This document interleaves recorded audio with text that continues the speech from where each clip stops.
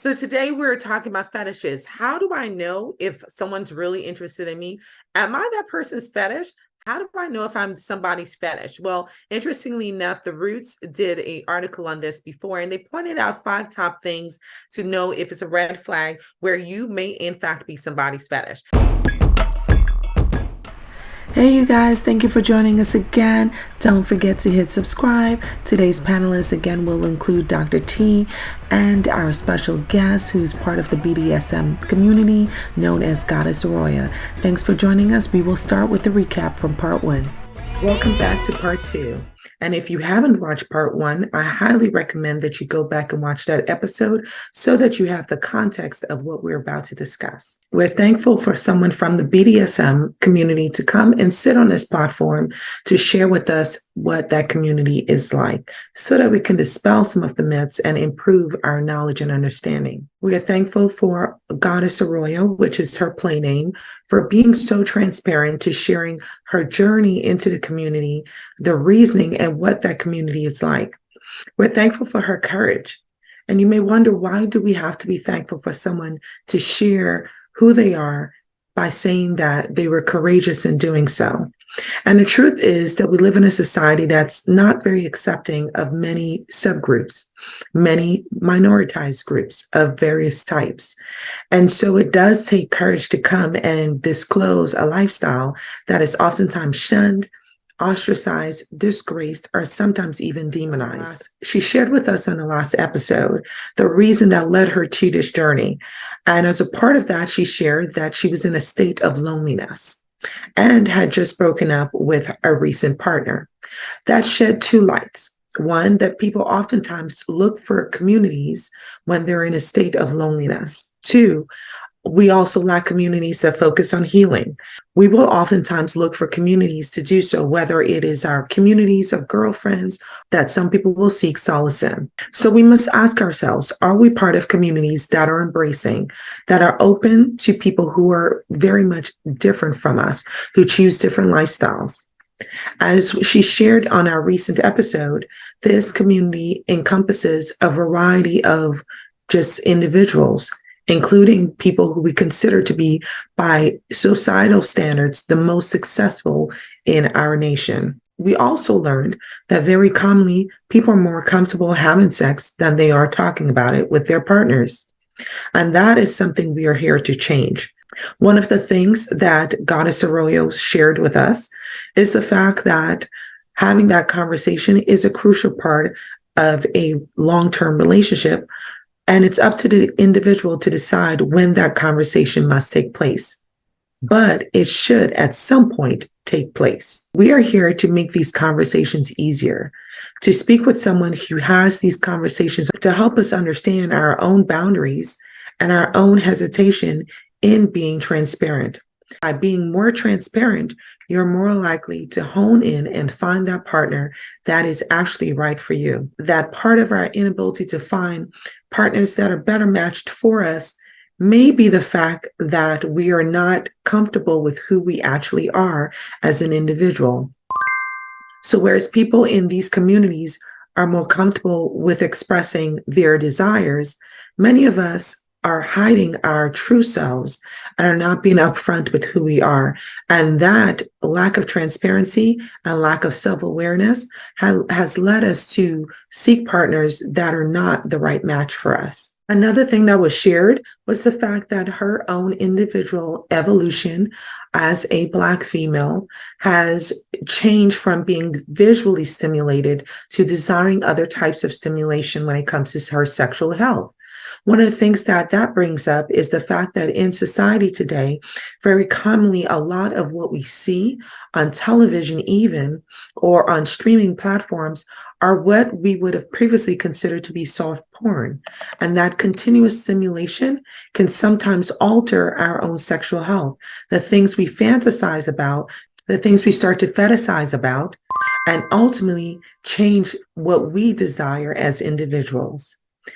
So as we continue today in our conversation in part 2, I ask of you 2 things. Did you become uncomfortable watching part 1? And if so, I want you to do some self exploration. Instead of looking at the other person, do some internal exploration as to why you became uncomfortable. A lot of our discomfort that seems to be with someone else has to do with our own internal conflicts. And it's important for us to explore what those conflicts are. And then the second thing I do want to ask is, are you an individual that someone can find comfort in where they can feel that they are being their authentic selves?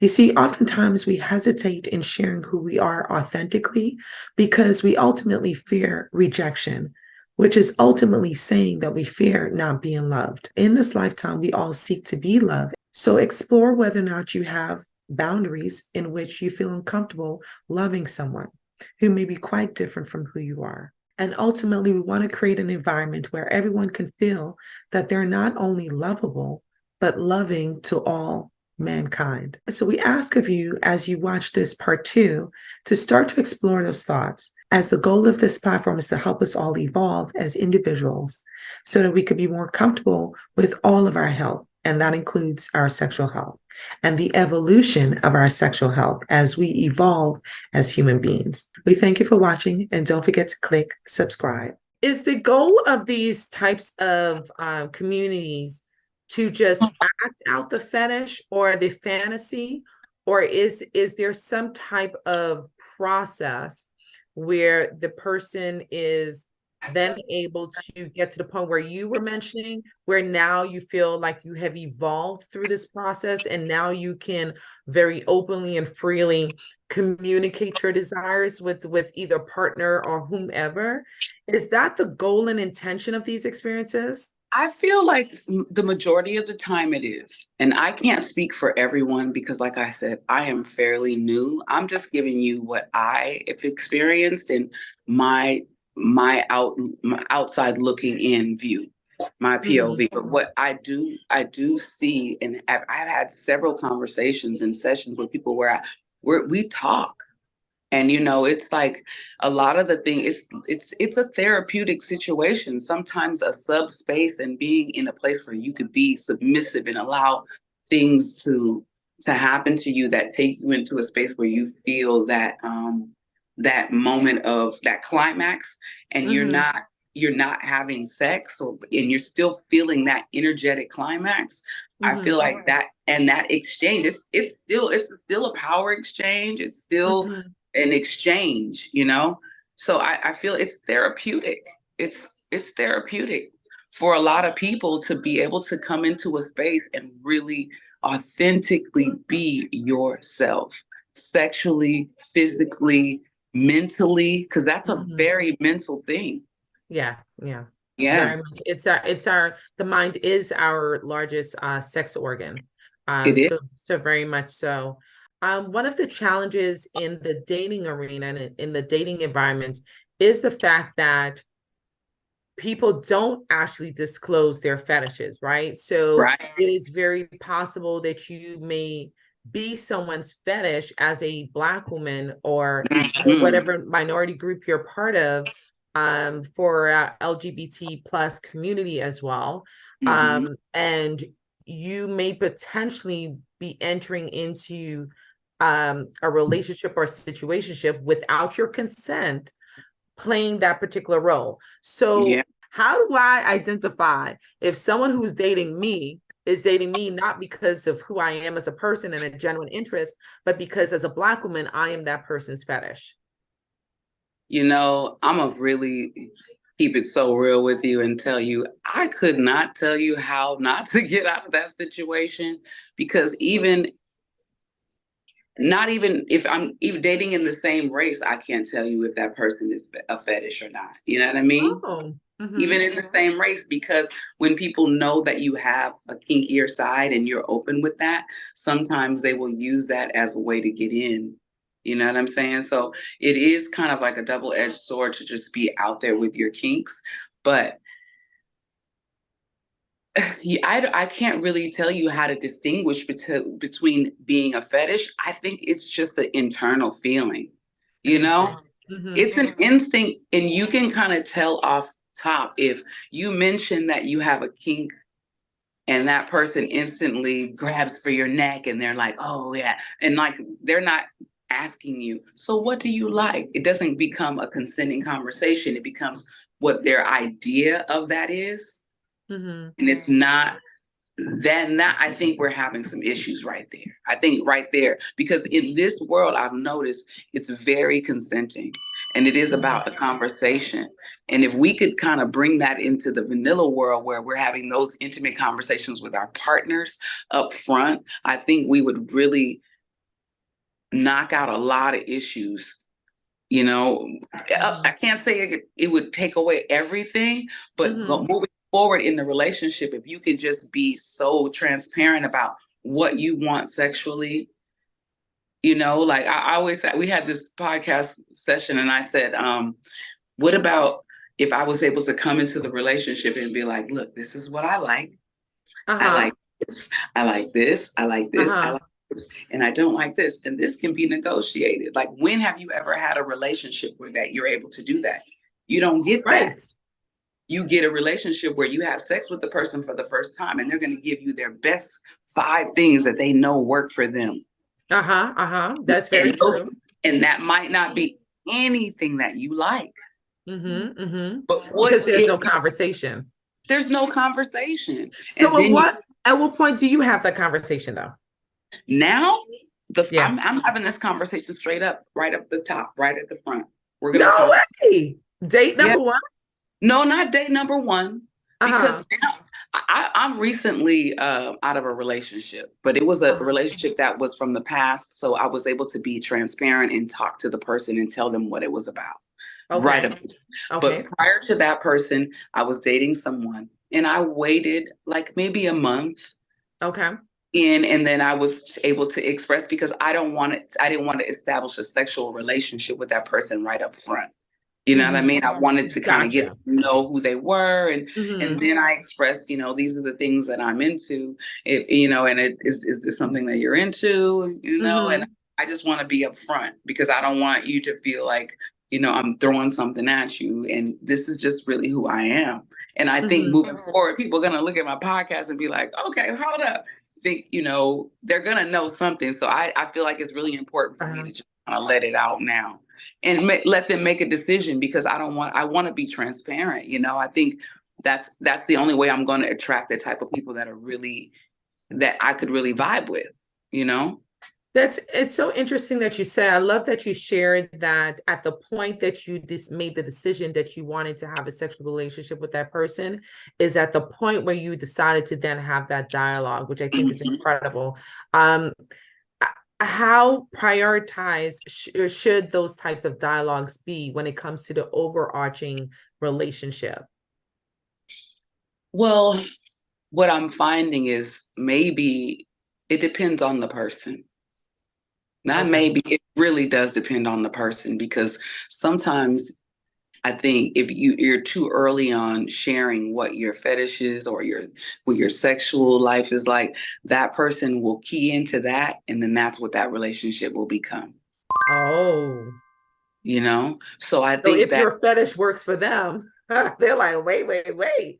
Yeah, exactly. And sometimes that'll become the overarching theme of the relationship. Now, this is what we do. You know what I mean? And so I think you have to kind of establish, if this is something that I'm really looking for long term, that I can't really base it. I know sex is a major part of my relationship, but I can't base it on the fact that we have good sex. Right. You know what I mean? I'm really starting to realize that, you know, I may be one of those people that is like, oh yeah, the sex is good, the relationship's gonna be great. But I realize, you know, as I'm older, I'm like, yeah, like the sex is I know the sex is gonna be good because I'm good at it. You know what I mean? Like I'm good at what I do, so I know that part's gonna be good. So let's just work on seeing if we can be in a room quiet together. Can we go, you know what I mean? Let's explore those areas if this is the relationship that I want for the long run. Now, if this is just that sexual relationship, well, I'm going to put it on the line, and this is what we are going to be doing.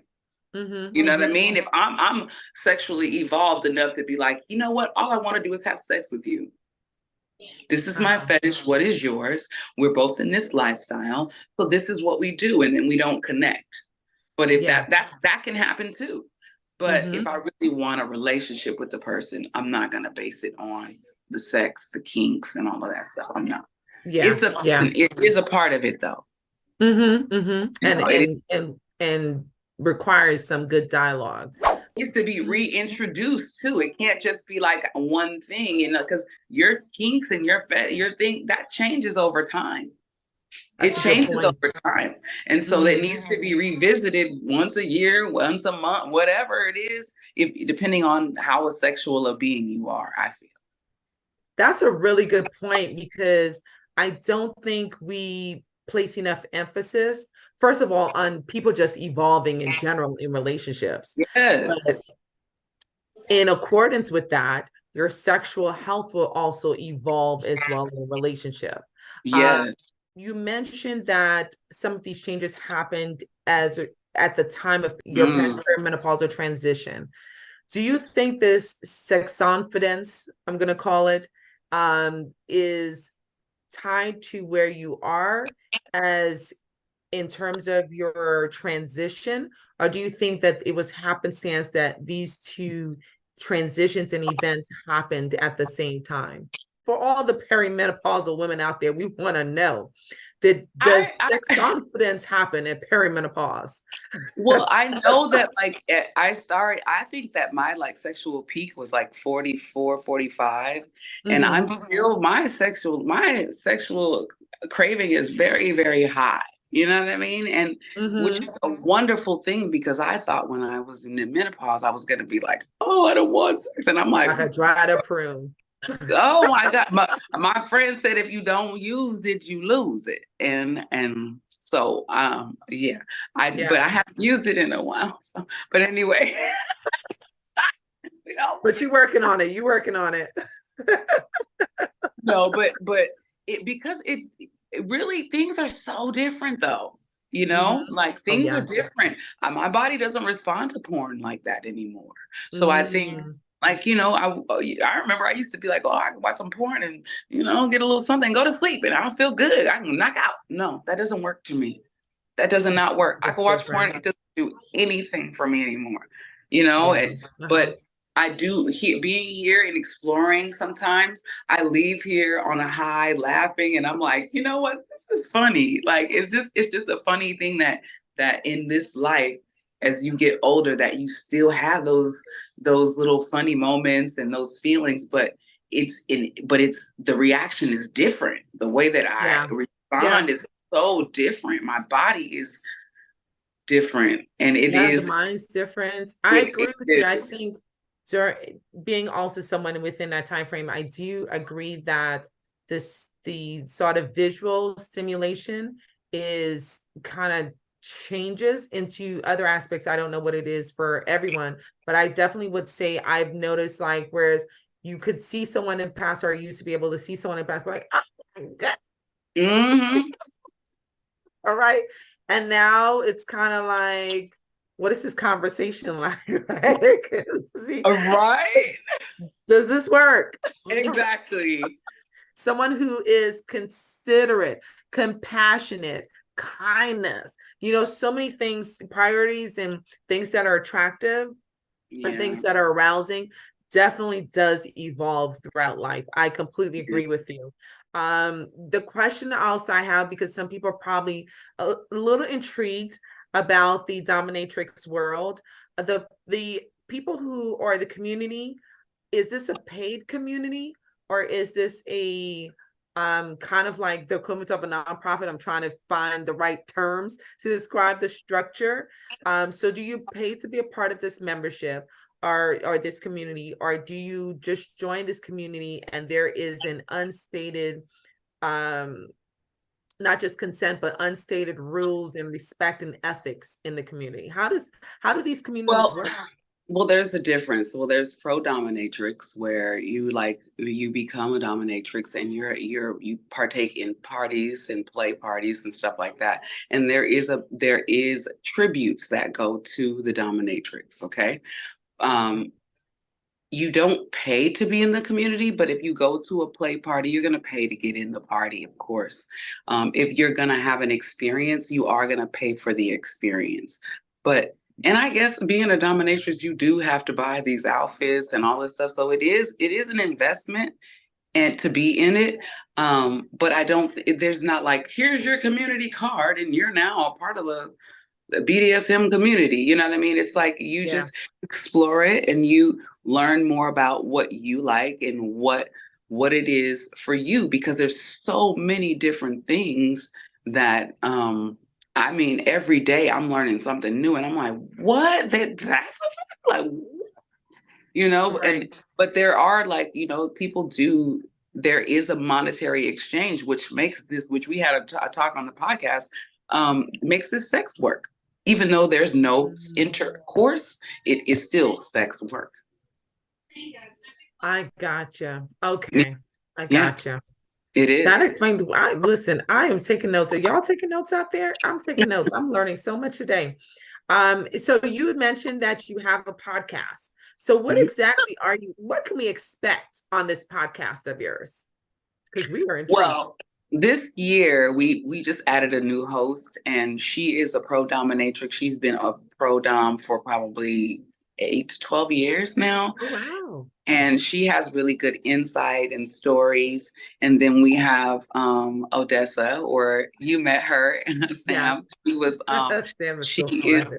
she's so fun. I love her. She Sam has been in the business part for about 6 to 8 years. And then you have me, the newbie, who's just learning the ropes, and I'm 49, moving into 50. So I'm the mommy dom, you know. So Uh-huh. it's Uh-huh. really, it's intriguing, I think, because I am learning more about myself. And I've found a group of women that are just so authentic and real and fun. And it's not forced. It's just, whenever I find a group of women like that, I really just love myself and I get into it. If people know me, I've like been a part of like a lot of sisterhoods and things like that and started sisterhoods. But this is something that I didn't start. I just came here and they accepted I say my old ass. And they're showing me so much Uh-huh. more about myself as an evolving woman and getting older and just being accepted in this community and just feeling just free, you know, feeling Mhm, like a mhm. free woman, and being a Black woman and changing in different things, like, and still being appreciated and loved on, and Yeah, just like being told I'm beautiful, like, and being pampered. It's just I to totally me, get that. it Yeah. is wonderful. It's really, really, really a wonderful experience. And I'm glad that I took a chance and did this at this age and became like transparent. I tell my kids, I told my mom and my sisters, like, everybody knows that I'm here, you know, and I just feel like I never wanted, especially my kids, when I told my son was like, well, mom, you know, it's not too far fetched. Like, you are my mom. I'm like, eh, So was your mom surprised? no, not at all. Well, there My you mom go. was a runway model back in the my mom was Oh. a runway model back in the day. And as soon as I told, she don't hate that I said this, but as soon as I told her, she was like, oh, okay. And she said, well, you know, back in the day, one of my homegirls used to do it, and we went to this little club, and then she started telling me all this. I was like, see, I knew it wasn't See, far-fetched. apple me tree. Okay. Let me tell you that there's I- pro dominatrix and then there's lifestyle dominatrix. So there's oh. lifestyle. And lifestyle is like where there's some men that would like dominant women. Uh-huh. Okay. And there are some women that are submissive and they like dominant men. And they like to call them daddies. And, you know, it's a power exchange. It's a Mm-hmm. power exchange. Mm-hmm. It's dominant submissive and submissive dominant relationships. And that's sometimes a lifestyle. And sometimes there'll be like, it'll be polyamorous relationship in there too. So it really gets, Yeah, and you know what? I would definitely say there, because this entire lifestyle is evolving. There's so many terms to learn and yeah. so many just it's so much going on. It's a lot. It's a lot. because I feel like I'm just barely touching on the terms and understanding the distinctions. Yeah. So it's an evolution for everyone. So I don't want anyone to feel shame that they don't understand something. Certainly, if Yeah. you want to explore and at least learn something about this or learn more about this lifestyle, Yeah. or these types of communities, then hop on over to, The Elevate and Dominate podcast. and where can they find you? You can find us on YouTube right now. We have some episodes, but we are now going to a subscription only process. So Ooh. we are going to be dropping our audio only on Spotify and other podcast platforms. But if you would like to see us, you must subscribe. So you're going to have to go on to our Patreon, and you can subscribe on Spotify now, and make some tributes. We're dropping dominate.com on February 16th. So, you can go there and get more information, because I really think, for me, my aspect, because everybody, we all three are going to have our sections, but I want to erase some of the stigma for Black women. And I really Okay. want to come in and explore their kinks and really see how therapeutic this could be, to be authentic and consenting in a relationship of intimacy. I think that's really important. So that's a part of the thing that I'm doing as I move forward in this life. I hear that. I hear that. I love that we're creating all these diversity of safe spaces, because these safe spaces never existed before, and people do have questions, Yeah. and people do have curiosity, right? And Yeah. so you don't want their questions and curiosity to be in the hands of someone that will manipulate and take advantage of them. So I love creating safe spaces where we can have these healthy dialogues. So I feel like I've learned so very much. Thank you for always hopping on our platform and dropping some serious gems and knowledge, as always. I am Dr. T, the hand behind the handle of Healthy Bump Club right here on YouTube, and also the hand behind the handle of Healthy Bump Club on Instagram. Listen, I know I learned a lot. I know you're going to learn a lot. Share what you've learned in the comments below. Don't forget to hit that subscribe button, and we thank you guys for watching. Wait, you guys don't go anywhere. We have that list of the 5 top red flags to know that you may be someone's fetish. Tip number 1, you remind me of, are you reminding that person of other people? You may be that person's fetish. Tip number 2, you're looking at the person's history and dating, and you're realizing, wait a minute, we all look alike. If you look similar to the people that the person was in relationships with in the past, and you all look like your sisters in the same family, you may be that person's fetish.